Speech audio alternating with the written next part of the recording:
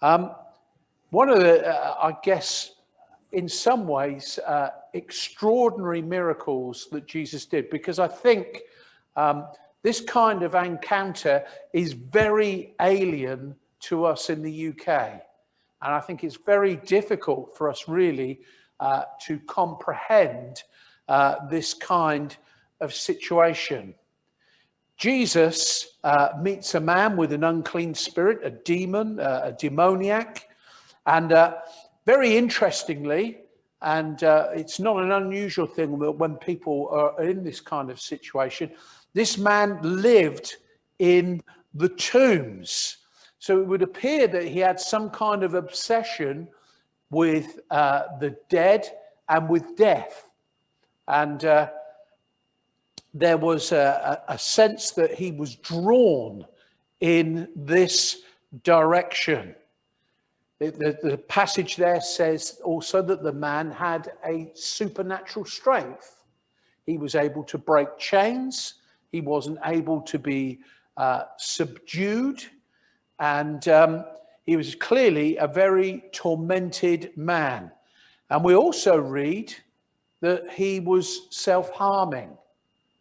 Now, lots of different manifestations in his life.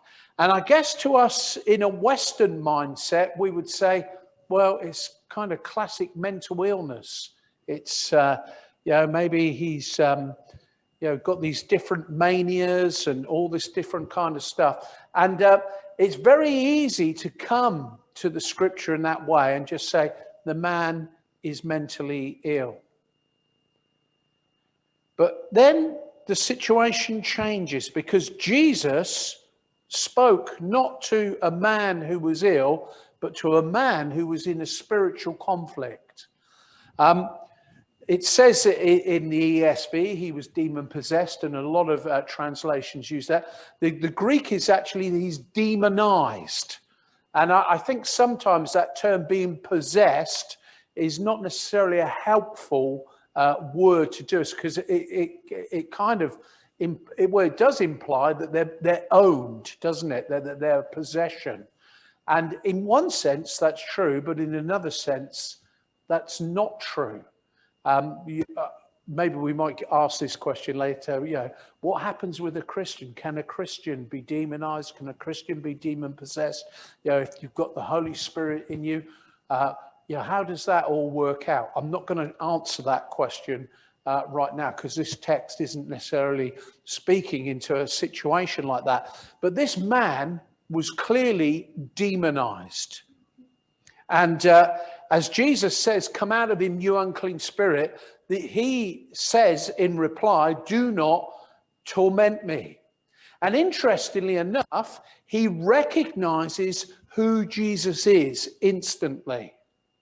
He doesn't have to be told. Do you remember before we were talking about how Jesus, his time had not yet come, and there was this idea of the messianic secret. He was saying to people, don't tell anyone. Don't tell anyone yet. And because his time had not yet come. But this man acknowledges who Jesus is. He said, you're Jesus, the Son of the Most High God. He knows exactly who Jesus is. It's very interesting, isn't it?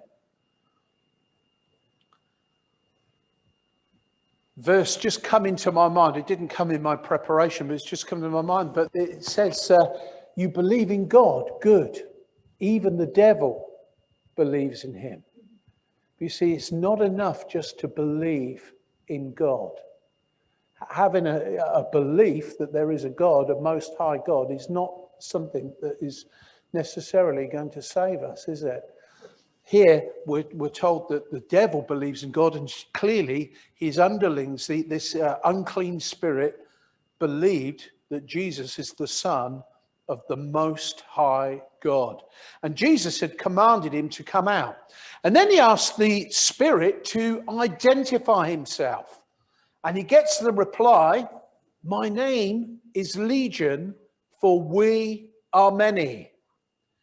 And so it's a very difficult concept for us to understand, but clearly this man was demonized not just by one lone spirit, but a whole hierarchy of spirits in his life. Because what happened is that when Jesus asked the spirit or spirits to leave, it says they went into the pigs. They asked to be let into the pigs, which obviously pigs were an unclean animal. And obviously there's a symbolic part in that these spirits were unclean spirits. They went into an unclean animal. This man was a Gentile. He wasn't a Jew. This man was a Gentile. It was a Gentile area of Israel. And the spirits are cast out, excuse me, and the pigs run down the hillside into the sea and drown. I mean, it must have been a phenomenal sight, a frightening sight. I don't know if you've ever heard a pig squeal. Have you ever heard a pig squeal? Some of you have probably been on farms. I used to actually have a pig at one time. This is a side thing. It's not really helpful to the Bible study. It's just a funny story, really. But we lived in the borough of Lewisham in London, and we had a Vietnamese potbelly pig. And I went to the council and said, look, we've got this pig. Do we need a license? Because normally when you take a pig from one farm to another, you need a movement license because of foot and mouth and all the other restrictions that obviously the Department of Agriculture put on. And the council in Lewisham said, you are the only person in the borough with a pig. You can take it wherever you like in the borough. So we said, okay, fair enough. We've done it all above. So I used to take it for a walk at the park, and people used to look and say, that's not a dog, is it? But when we used to take it back to the car, it didn't want to go in, and I had to pick him up and put him in. And he would squeal. And it would be like a car alarm going off, a really loud, high-pitched car alarm. It was one pig. And I'm thinking, 2,000 pigs, it must have been a cacophony of noise. Must have been unbearable. Must have been terrifying. This stampede of animals running into the sea. And so this horrendous sight and the situation, you can imagine the aftermath, that, you know, all these kind of bodies floating in the water and turning up, washing up on the shoreline. It would have been a horrendous situation just to clear up the mess afterwards. And then we say that the people saw the man. He was now seeing the man clothed and in his right mind. And it's interesting that the response of the people was fear. They were afraid. And I would say that in some senses, to see such a dramatic situation happen, and also the dramatic transformation in the man, is quite a terrifying thing. And if we're not careful, we can fall into that same thought pattern and be afraid. You know, when we talk about demons and this kind of thing, it can evoke different responses in different people, can't it? Some people do become afraid. Other people become almost go to the other extreme and have a bravado about them. You know, there's that example, isn't there, in the book of Acts, where the sons of Sceva try and cast a demon out of someone, and it overpowers all of them, doesn't it? And they all get beaten up because they said, you know, we cast you out in the name of Paul, who preaches Jesus. And it's like, Jesus we know and Paul we know, but who are you? You're nobody. And so it's not something that we enter into lightly. We have to be very circumspect when we deal with these things, because you see, we do live in a realm that we cannot see, but there is a spiritual realm. We can't touch it, we can't see it, we can't feel it necessarily, we can't hear it, but there is a realm that is very real, just as real as the physical we see now, that is a spiritual realm. And there are spirits, there are angels, and there are fallen angels, there are demons, there are evil spirits. And even though we can't see it, it's a very real thing. And obviously, as we go through the New Testament, Paul tells us, doesn't he, in Ephesians 6, that we wrestle not against flesh and blood, but against principalities and powers in the heavenly places, that we're involved in a spiritual battle. And, we don't wrestle against flesh and blood. We're not fighting against people, but there is a spiritual battle taking place. Of course, the other danger is then that you can get obsessed by those kind of things as well. And I would say that's not a wise thing to do. I think it's an unhelpful thing to do.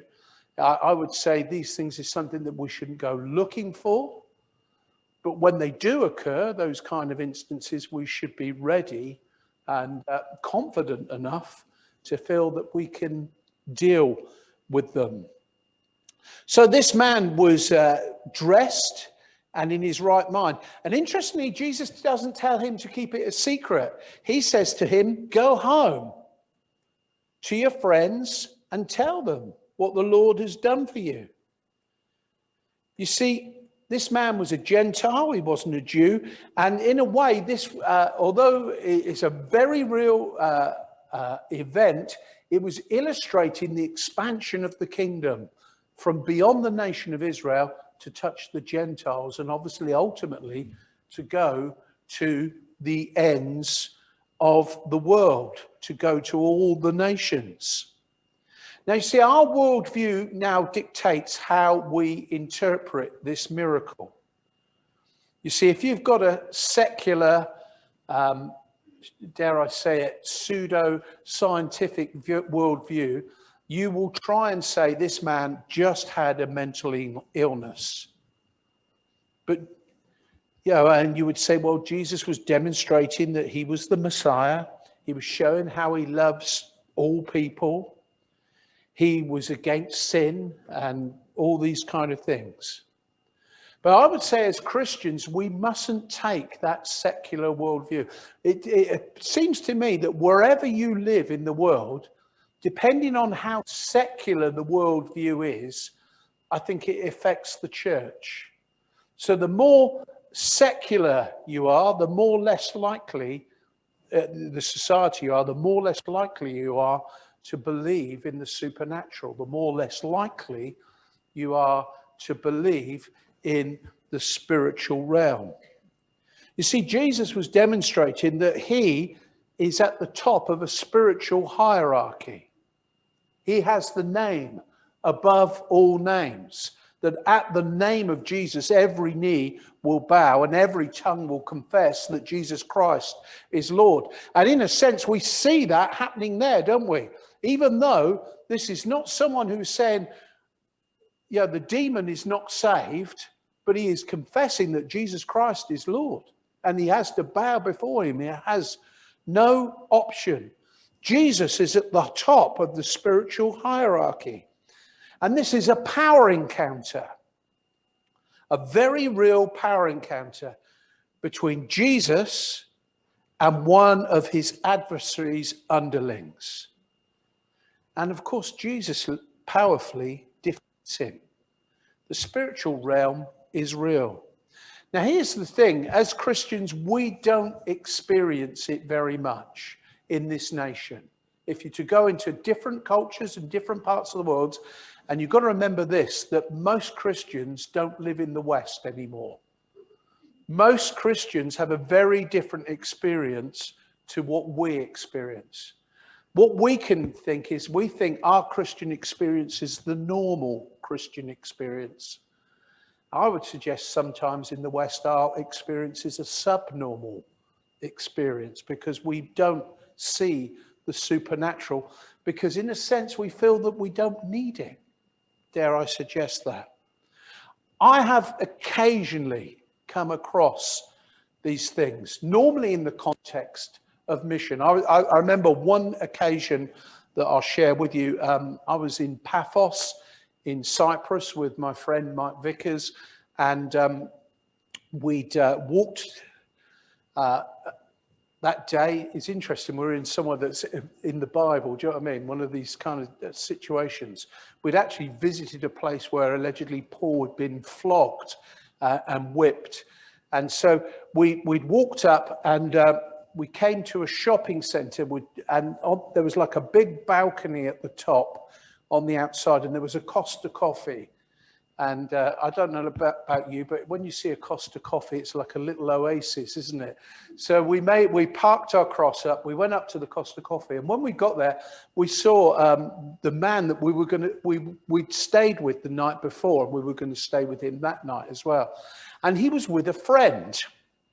And this lady was, I think she was Irish, but she was an English teacher in a school.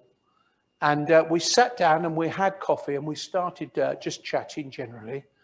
And all of a sudden, this woman kind of just turned.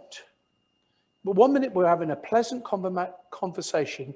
The next minute, she started saying really horrible things to me, like really aggressive and vindictive, completely untrue, and just started kind of making allegations against me. She'd never met me before in my life. And I was kind of taken aback. And my first response was to kind of laugh it off and think, this is a joke or whatever. But she was very, I can't use the right word, like vehement. She was like really kind of antagonistic towards me. And Mike just stepped into the conversation and he said, excuse me, can I just say, you're talking complete rubbish. What you're saying, none of it is true. He says, I know this man as well as anybody knows him, and I'm telling you now, it's completely untrue. And then he said to her this, he said, can I ask you a question? And she said, yes. He said, have you ever taken part in a ritual where it was a Celtic ritual and someone placed a crown on your head? And she said, how do you know that? And God had just given him a little bit of insight. And it turned out that she'd been inducted into some kind of occultic, Celtic kind of mysticism. And she'd been crowned, like as a priestess. And he said, and you get terrible headaches as well, don't you? And she said, yes, I do. And she said, but what I do get is I've got this gift that I can read people's thoughts. I can tell what they're thinking. And I found it really helpful in my job and in my career. And Mike turned around and said to her, he said, well, if you want to keep the blinding headaches, carry on. He said, but Jesus can set you free. And she was there was a little bit of a debate and a little bit back and forth. But eventually she agreed to go back to this person's house, and we prayed for her, and we had to cast spirits out of her and see her set free. But she was set free, and you could see the transformation even in her face in that moment. From 1 minute to the next, there was a completely different expression and countenance upon her face. So these things are real, and we shouldn't take them lightly. Now we come to the next two miracles. So we're going to pick up our passage again in verse 21. It says, and when Jesus crossed again in the boat to the other side, a great crowd gathered about him, and he was beside the sea. Then came one of the rulers of the synagogue, Jairus by name, and seeing him, he fell at his feet and implored him earnestly, saying, my little daughter is at the point of death. Come and lay your hands on her so that she may be made well and live. And he went with him. And a great crowd followed him and thronged about him. And there was a woman who had a discharge of blood for 12 years, who had suffered much under many physicians, and had spent all that she had, and was no better, but rather grew worse. She had heard the reports about Jesus, and came up behind him in the crowd and touched his garment. For she said, if I touch even his garments, I will be made well. And immediately the flow of blood dried up, and she felt in her body that she was healed of her disease. And Jesus, perceiving in himself that power had gone out from him, immediately turned about in the crowd and said, "Who touched my garments?" And his disciples said to him, "You see the crowd pressing around you, yet you say, 'Who touched me?'" And he looked around to see who had done it. But the woman, knowing what had happened to her, came in fear and trembling and fell down before him and told him the whole truth. And he said to her, "Daughter, your faith has made you well. Go in peace and be healed of your disease." While he was still speaking, there came from the ruler's house some who said, "Your daughter is dead. Why trouble the teacher any further?" But overhearing what they said, Jesus said to the ruler of the synagogue, "Do not fear, only believe." And he allowed no one to follow him except Peter and James and John, the brother of James. They came to the house of the ruler of the synagogue, and Jesus saw a commotion, people weeping and wailing loudly. And when he had entered, he said to them, "Why are you making a commotion and weeping? The child is not dead, but sleeping." And they laughed at him. But he put them all outside and took the child's father and mother and those who were with him and went in where the child was. Taking her by the hand, he said to her, "Talitha cumi," which means, "Little girl, I say to you, arise." And immediately the girl got up and began walking, for she was 12 years of age. And they were immediately overcome with amazement. And he strictly charged them that no one should know this, and told them to give her something to eat. I love both these stories that are intertwined. They're great, great stories. And there's so much we could draw out of this, and so little time to do it in. We could have had 3 studies tonight instead of 1, but there we are. Jairus, the synagogue ruler, comes to Jesus and asks him to heal his dying daughter. Jairus could have potentially actually been one of the enemies, one of the opposition to Jesus. He would have been aligned with the Pharisees and the scribes, and could well have been aware of the plots to come against Jesus even at this time.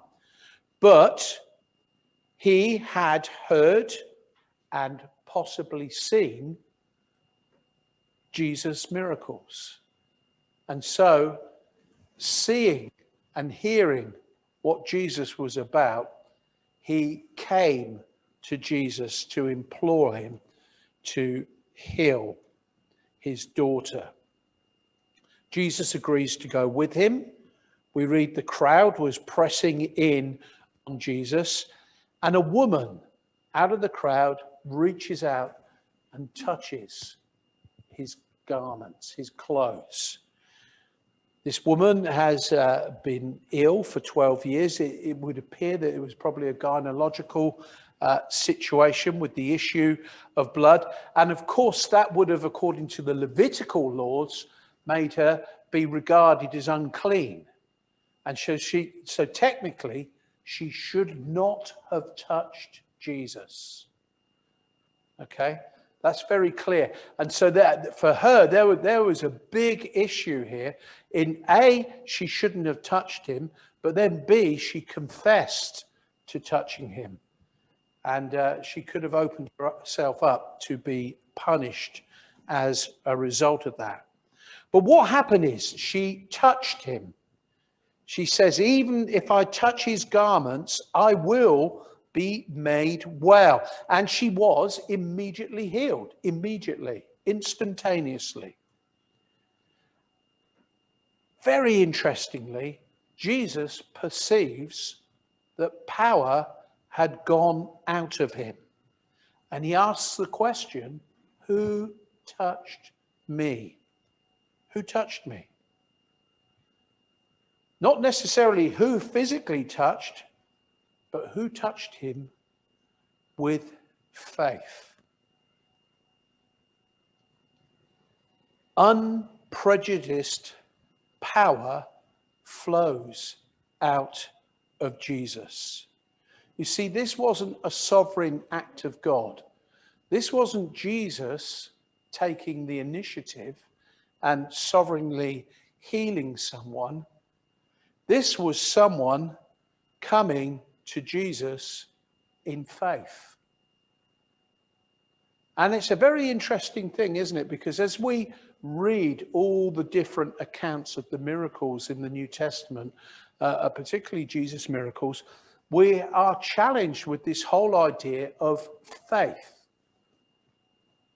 What part does faith play in healing? What part does faith play in deliverance? Clearly it does play a part, doesn't it? But then there's always the challenge for us, particularly in the West, that where we see situations where people have not been healed, there can always be a question mark placed over that person. Did they have enough faith? And so a sense of condemnation can come upon people, can't they? Can't it? So here's the thing. I believe that the Bible teaches that we need to come to God with faith. In Hebrews it says that, doesn't it? Without faith, it is impossible to please God. But we can have different measures of faith. We can grow in faith. Interestingly, just before, in the chapter before, the disciples were rebuked for their lack of faith. Do you remember that they were in the storm on the boat and they woke Jesus up and they said, "Lord, don't you care?" And Jesus rebukes his disciples for their lack of faith. And here, he commends the woman. He says, "Daughter, your faith has made you well. Go in peace and be healed of your disease." I would say, in my experience, that faith is required somewhere, but in all honesty, sometimes people find them in the situation where they just can't muster it. I can think probably the most remarkable situation I found myself in is I had some close personal friends of mine, same sort of age range as us, and this was like about 20 years ago now, and they were good friends of ours, and they were trying for a baby, and they had about 8 miscarriages. And one night they came to our house and came in, and there'd been a situation where actually somebody had unexpectedly died in the church, and they said, "Oh, have you heard the news?" And I said, "Oh, yes, I've heard about this guy who died." And they said, "No, not that. We're pregnant." And it was one of those things where you didn't know whether to congratulate them or not, because you knew the heartache they'd been through. And they'd had situations where people had prayed over them and people had said things and God's going to do this and God's going to do that, and it hadn't happened. And people were really hurting and people were really painful. And but I felt this rise of faith that they were going to have the baby. And I thought, well, what do I say to someone in that situation? Because to be honest, to actually say it would probably be more hurtful to them than helpful. And I said, this is what we're going to do. I promise you, we're going to pray for you as a family. We're going to pray for you every day until this baby comes. And they said, "Thank you. We appreciate that." And when they left, I said to my wife, I said, "This baby's going to come. I know it, but I can't say it to them. But I just know they're going to have this baby." And we gathered with our children, our whole family, and at meal times, every meal time, in the morning and in the evening, we would pray together as a family that this child would be born. And it was. They had a lovely little boy, and they called him Daniel. And I just remembered their situation. They had no faith, because every evidence of their life had pointed in the opposite direction. They had been disappointed so many times. And I believe in that situation, it was required that somebody had to have faith for them. And sometimes Jesus himself said, didn't he, that he could do no miracles because of their lack of faith. But we read of the 4 friends. We've already seen that, haven't they, who brought their friend to Jesus. They had faith, if you like, on his behalf. But faith is needed. If we're to believe for miracles, somebody somewhere needs to have faith. It's a challenge, isn't it? So back to Jairus and his daughter. By now the young girl had died. And so people were saying, well, there's no point in bothering Jesus anymore. And Jesus says to Jairus, he says, do not fear, only believe. And the mourners mock Jesus in their unbelief, because he says the child is not dead, but sleeping. And we read, but they laughed at him. But he puts them all outside of the house. Now, Jesus, his 3 closest disciples and the girl's parents enter the room, and Jesus speaks to the dead girl. He says, little girl, I say to you, arise. Just the same as he says in John chapter 11 when he speaks to Lazarus in the tomb, doesn't he? He says, I prefer the old King James version. He says, Lazarus, come forth. And Lazarus had no option but to come forth. He had to come. He was commanded. And so Jesus speaks to this little girl and he says, I say to you, arise. And immediately she arises, and it says that she got up and walked about. Jesus speaks life into the dead. Now we know, of course, that he does that spiritually. And at the resurrection, he will do that literally. The good and the bad, everyone will be raised. We will all be resurrected to face judgment. The sheep and the goats, the wheats and the tares, some to eternal punishment and others to eternal reward. There will be a resurrection at the end. And of course, this is a demonstration of the resurrection power of Jesus.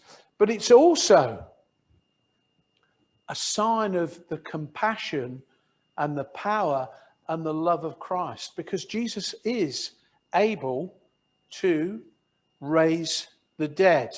Now, I would say that's probably one of the rarest things we've ever come across, isn't it? You think, well, crumbs, I don't think I've ever been in a position where someone's gone around raising the dead that I'm aware of. And but that doesn't necessarily mean that in the right situation that's not something that we can't do. A few years ago, I was in Oslo in Norway, and it was a Sunday morning, and I was going to go to a church, and I was with my youngest daughter, and we went out for a little treat early on a Sunday morning, about 8 a.m, to a McDonald's in Oslo. We left where we were staying. We went down the road, and I took her there because she used to like the way they do their sausages in the bun and all the rest of it. So we went down there. I have to confess, I enjoyed them too as well. So we went in there and we were having our breakfast, and the rest of the family were staying where we were staying, and the 2 of us there. And all of a sudden, there was someone sat at like one of these higher seats at the bar. He just fell off the seat and onto the floor. And my first thought was that perhaps he was an epileptic and he was having a fit. And as we crouched over him with a couple of other people there, it was clear that he'd had a heart attack. And as we checked him, he had no pulse. And so one of the people, we rolled him over onto his back, and we were doing CPR for a couple of minutes. Somebody rang for an ambulance. But after a couple of minutes, it was clear that nothing was working. In fact, one of the girls said in English, she said, it's not working, what can we do? And was really concerned, and they kept giving him CPR. And I just felt stirred in my spirit. So I thought, oh, how is this going to look? Because I felt this is going to look really stupid. But I leant over the man, I put my hand on him, on his arm, while someone else was giving him CPR.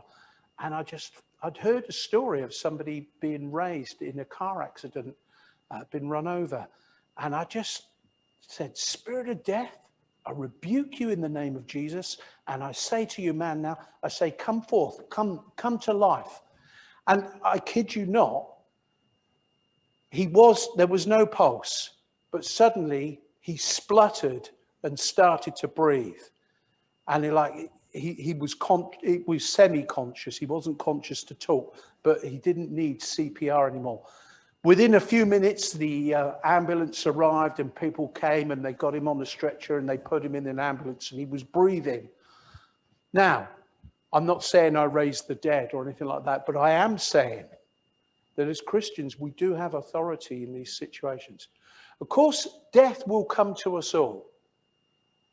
You know, we should expect, in fact, somebody said Christians shouldn't be afraid of death, should we? You can't threaten a Christian with heaven, can you? You can't. It's what we're looking forward to, that glorious day when we'll see the Lord face to face. But of course, there are times when people's deaths are untimely, when it's just not the right thing.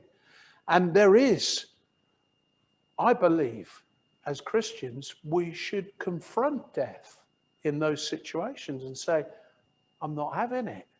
I'm not accepting it. I will take authority in the name of Jesus. And of course, that's what Jesus did. That's very interesting, isn't it? All these miracles didn't lead immediately to faith. They led to, in some cases, fear. They led to cause people to marvel. They caused people to be amazed. And I would suggest to us tonight that signs and wonders obviously were part of the ministry of Jesus. Were obviously part of the ministry of the New Testament church. And I do believe that signs and wonders do accompany the preaching of the gospel. They confirm the word. And so I'm quite happy, more than happy, to pray for those who are sick. I'm more than happy to pray for those who are oppressed of spirit, who are oppressed by evil spirits. More than happy. And I believe that is part of the Great Commission that Jesus puts on the church.